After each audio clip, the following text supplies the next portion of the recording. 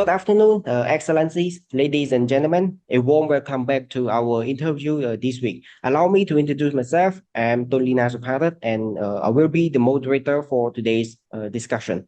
And this week, we have brought an important and timely topic, which we will touch upon on the 70th anniversary of Cambodia-Japan diplomatic relations, as well as the elevation of both country relation to a comprehensive strategic partnership. And ladies and gentlemen, I'm pleased to introduce you our special guest speaker for today's discussion, His Excellency UENO Atsushi, a newly appointed ambassador of Japan to the Kingdom of Cambodia. And it is a big honor to have Excellency Ambassador to join us today. So greeting Excellency and a warm welcome to our interview program, and also a warm welcome to Cambodia. Well, thank you very much, sir.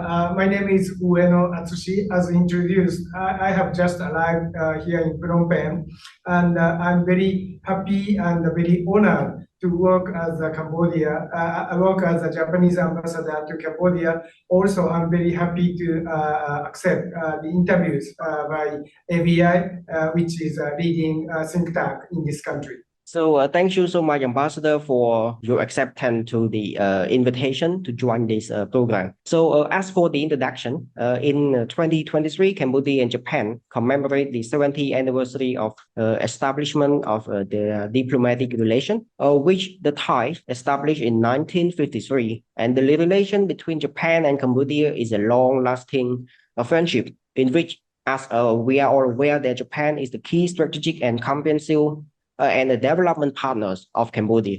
And plus, up until now, the government of Japan has wholeheartedly supported and assisted Cambodia in building a bridge towards peace and prosperity, as well as connect the kingdom to the region and the world.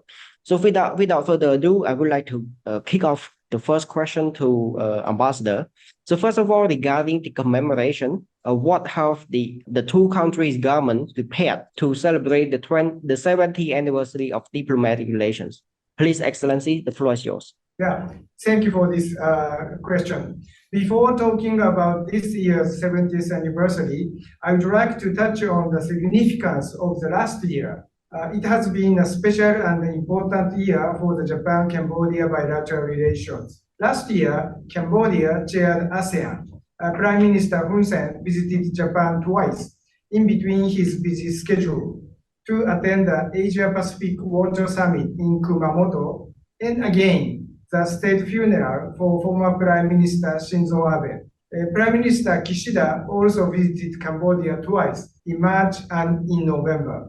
The Japan-Cambodia Summit meetings between the two leaders took place 4 times in a year. It is very unexceptional. So this shows that bilateral relations are better and closer than ever for the past 70 years since the establishment of the diplomatic relations. At the fourth and last summit meeting in November, the two leaders agreed to upgrade the bilateral relations to comprehensive strategic partnership. Japan and Cambodia start a new partnership at this year of 70th anniversary. It is vitally important to develop a substantial relationship that deserves the title of Comprehensive Strategic Partnership.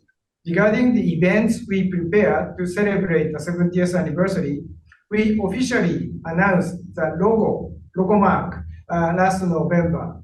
And on 9th of January this year, exactly 70 years after the establishment of the diplomatic relations, the two prime ministers and two foreign ministers exchanged the congratulatory messages. From now on, Japan and Cambodia will hold a number of commemorative events open for the public in both countries. Japan's side is preparing Japan-Cambodia Kizuna Festival 2023, which starts on 23rd of February. We will also organize other cultural events like Japanese speech contest and film festival. Along with the government-to-government relations, I do hope that these events promote people-to-people exchange and help the people of the two countries to know more about each other and deepen friendship.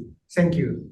So thank you very much, Excellency Ambassador, for the very insight answer to this first question. So moving on, we have witnessed that the bilateral relations between Cambodia and Japan has been long-lasting for 7 decades up until now. And under this time, what significant event have both countries done during the past 70 years? And in the future, Excellency, could you share with us a bit what are the areas will be the two countries further expand and enhance their cooperations? Yeah, thank you very much. In year 1954, a year after the establishment of the diplomatic relations, Cambodia denounced its right to demand compensation from Japan for World War II. Japanese people appreciated this announcement so much.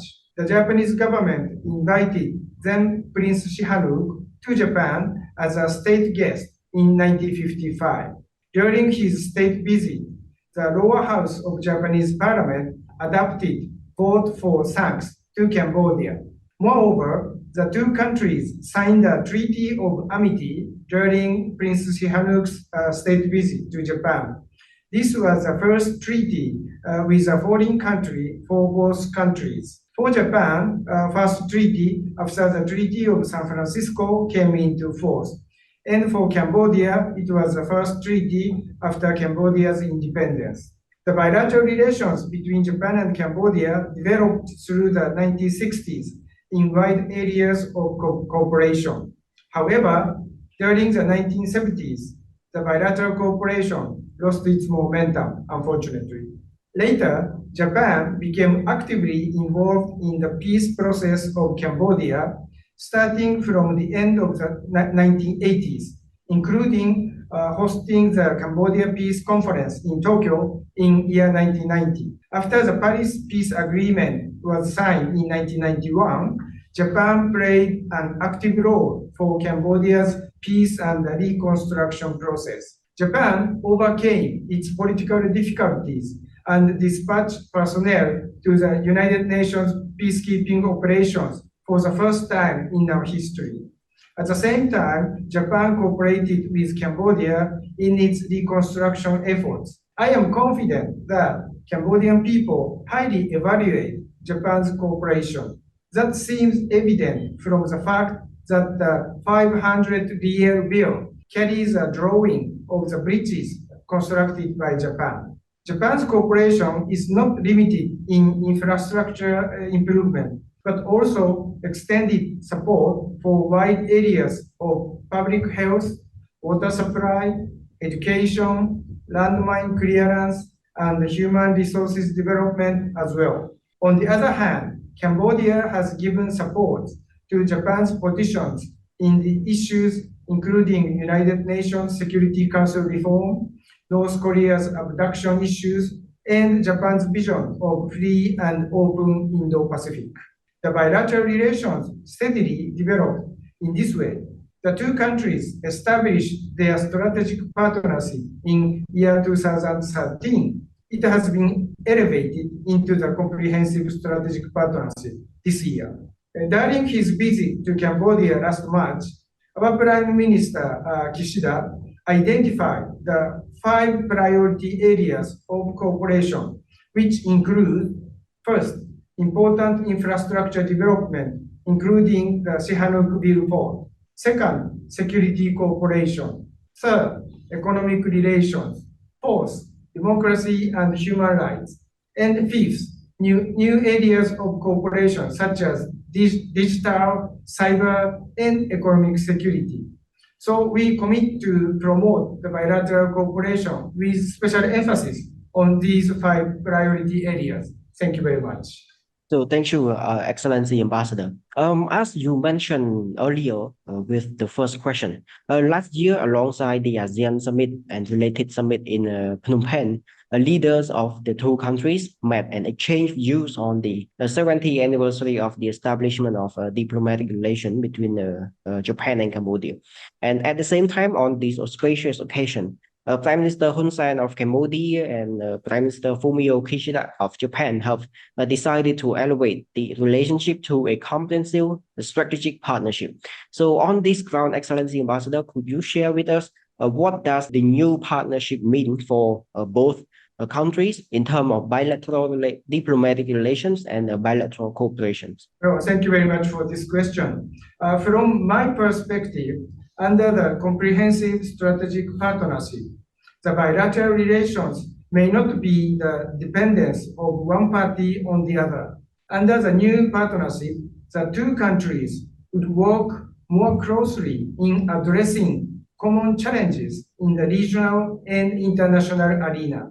On the other hand, in the bilateral context, the two countries would expand their cooperation into new areas. Shared response to situation in Ukraine provides a prime example for the cooperation in international issues. Led by Prime Minister Hun Sen's strong leadership, Cambodia expressed its firm stance against the use of force to take territory from the other countries, as stated in the UN Charter, and joined co-sponsorship for the United Nations General Assembly resolutions. Japan shares the same positions with Cambodia in accordance with international rule-based order against attempts to unilateral change of status quo by force. Japan and Cambodia not only share the positions, but also collaborate in practice. Recently, the two countries collaborated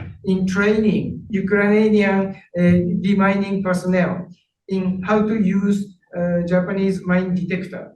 So long-term Japan and Cambodia relations of trust and cooperation in landmine clearance has brought about this collaboration, I think. Cambodia achieved the rarest success in transforming its civil war into peace. I do respect Cambodia's proactive stance in contributing to the peace of the global community by sharing its experience of peace building. The two countries share the same positions in a number of other regional and international issues. Japan is willing to continue to closely communicate and to cooperate with Cambodia in common issues facing the international community. With regard to the bilateral relations, the two countries already launched their cooperation in the new areas of cybersecurity and digital technology among the 5 priority areas of cooperation. I give you a few examples. For cyber, we embarked on the project to enhance the capacity of the CAMSA, Cambodia Computer Emergency Response Team, to deal with cybersecurity incidents by providing the related equipment. For digital, Japan cooperates in the development of high-skilled industrial human resources at Cambodia Japan Digital Manufacturing Center, CJDM, of the Royal University of Phnom Penh. Japan would like to advance the cooperation in these new areas. Thank you very much. Thank you, Excellency. With this connection, if we look at on the economic aspect under the new comprehensive strategic partnership, what foreseeable opportunities can be provided for the economic development of both countries, Cambodia and Japan? Please, Excellency. Yeah, thank you. Under the comprehensive strategic partnership, Japan would like to continue and expand the bilateral cooperation in training in landmine clearance for the third countries, including Ukraine. Furthermore, Japan would like to advance defense and security cooperation with Cambodia to secure the peace and stability in this region. Mr. Yoshida Yoshihide, he is the Chief of Staff of Japan Ground Self-Defense Forces, will visit Cambodia later this week. We also scheduled a port call by a vessel of Japanese Maritime Self-Defense Force to Cambodia in a couple of months. Japan continues its commitment to advance the economic development of this region, which we may call the growth center of the world, through improving regional connectivity. For example, Japan has been cooperating in improving Cambodia's connectivity with markets and ports in Thailand and Vietnam through developing the Sihanoukville port and upgrading the national road number 5 and number 6. Japan and Cambodia will be able to deepen the cooperation in the use of renewable energy and joint crediting mechanism, JCM, to tackle the issues of climate change and environment degradation. Japan has also been cooperating in the development of waste disposal systems in Cambodia. Thank you very much. Thank you, Ambassador. If we look at the larger image, the world is facing the complex issues ranging from geopolitical competition to climate change and to regional issue and so on. So from your point of view, by elevating to the new level of partnership, how can Cambodia and Japan overcome and contribute to addressing these challenges? Yeah, as I already mentioned, Japan and Cambodia have been cooperating and contributing to the resolution of challenges facing the international community. In addition to the cooperation for Ukraine, Cambodia and Japan have been cooperating to provide support to other mine-contaminated countries such as Colombia, Laos, Iraq, and Angola. And with regard to the peacekeeping operations cooperation, Cambodia is the first country where Japan deployed its self-defense force as the UN peacekeepers. Then Cambodia became the dispatcher, not the recipient of peacekeeping operations. So far, Cambodia has sent peacekeepers for 9 countries such as South Sudan, Lebanon, Central African Republic, and Mali. Japan and Cambodia have joined hands in addressing global issues such as climate change and environment problems. The 2 countries use a joint crediting mechanism, JCM, to promote the transition to low-carbon society through means including solar power plant and high-efficient LED street lights. Japan has also been providing grants through UNDP to support Cambodia's efforts to reduce marine plastic pollution and to promote reusing and recycling plastic waste. We do hope these initiatives not only to prevent further maritime plastic pollution, but also to help Cambodia to build a sustainable society.